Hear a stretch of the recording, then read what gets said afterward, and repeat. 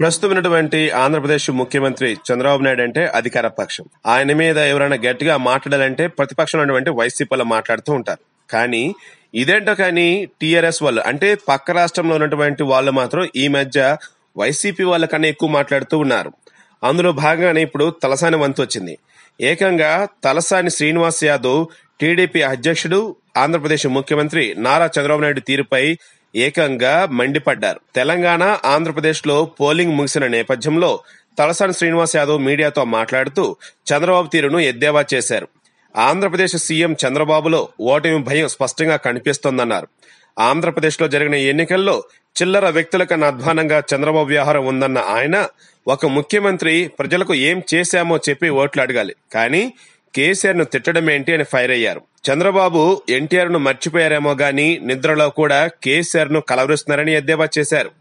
ఆంధ్రప్రదేశ్ ముఖ్యమంత్రి టీడీపీ అధ్యక్షుడు చంద్రబాబు నాయుడికి ఓటమి భయం బాగా పట్టుకుందని తలసాని శ్రీనివాస్ యాదవ్ అంటున్నారు. ఆంధ్రప్రదేశ్ లో పోలింగ్ శాతం బాగుంది, పోలింగ్ పై టీడీపీ డ్రామాలు ఆడుతోందన్నారు. ఎన్నికల ప్రచారం ముగిసిన తర్వాత పబ్లిసిటీ కోసమే చంద్రబాబు ఈసీని కలిశారన్నారు. ఏపీ ఎన్నికల్లో 42,000 ఈవీఎంలు వాడితే అందులో 300 ఈవీఎంలలోనే సమస్యలు తలెత్తాయి. ఆ 300 ఈవీఎంలపైనే టీడీపీ ఆధారపడి ఉందా అని ప్రశ్నించారు మంత్రి. ఇక చంద్రబాబువి చిల్లర రాజకీయాలన్నారు. నోరు తెరిస్తే అన్ని అబద్దాలేనన్నారు. అవినీతి కేర్ ఆఫ్ అడ్రస్ చంద్రబాబు అని దుయ్యబట్టారు. ఆయనపై కేసులు లేవా, స్టేలు తెచ్చుకోలేదా అని మండిపడుతున్నారు తలసాని. తన అసమర్థ పాలనను కప్పిపుచ్చుకోవడానికి చంద్రబాబు చేయాల్సిన కుట్రలన్నీ చేశారన్నారు. ఓట్ల కోసం ఆంధ్రప్రదేశ్, తెలంగాణ ప్రజల మధ్య చిచ్చు పెట్టాలని చంద్రబాబు ప్రయత్నించినట్టుగా కూడా మంత్రి పేర్కొంటున్నారు. సీఎం కేసీఆర్ నాయకత్వాన్ని ప్రజలు బలపరుస్తున్నారని మంత్రి తలసాని శ్రీనివాస్ యాదవ్ అంటున్నారు. ఓటు వేసిన ప్రజలకు, కష్టపడి పనిచేసిన కార్యకర్తలకు కృతజ్ఞతలు అన్నారు. రాష్ట్రంలో 16 ఎంపీ స్థానాలను టీఆర్ఎస్ పార్టీ గెలవబోతుందని ధీమా వ్యక్తం చేస్తున్నారు. అదేవిధంగా గులాబీ పార్టీ అంటే ఇంటి పార్టీగా ప్రజలు భావిస్తున్నారన్నారు. కేసీఆర్ ఢిల్లీలో కీలక శక్తిగా ఎదగడం ఖాయమన్నారు.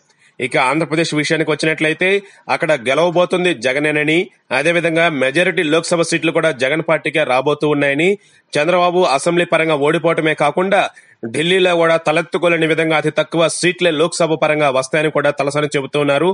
మొత్తంగా చూసుకుంటూ ఉన్నప్పుడు చంద్రబాబు నాయుడులో భయం కనిపిస్తూ ఉందని, ఈ భయానికి కారణం రానున్న ఎన్నికల్లో ఆయన ఓటమి ఇప్పటికే ఖాయమైపోయిందని ఆయన తెలుసుకోవటమని కూడా తలసాని గట్టిగా మాట్లాడుతూ ఉన్నారు. దీని అంతటికి కారణం టీఆర్ఎస్ అధినేత కేసీఆర్ పై చంద్రబాబు ఇష్టం వచ్చిన రీతిగా మాట్లాడటమే అని కూడా చెబుతూ ఉన్నారు తలసాని.